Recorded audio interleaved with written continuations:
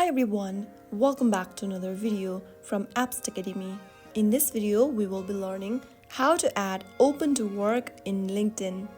If you want recruiters to know you are looking for new opportunities, then this step will help you how.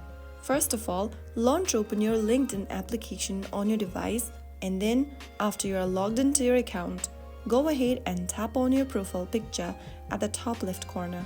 Tap on your profile picture once again in the expanded menu, and this will take you to your profile.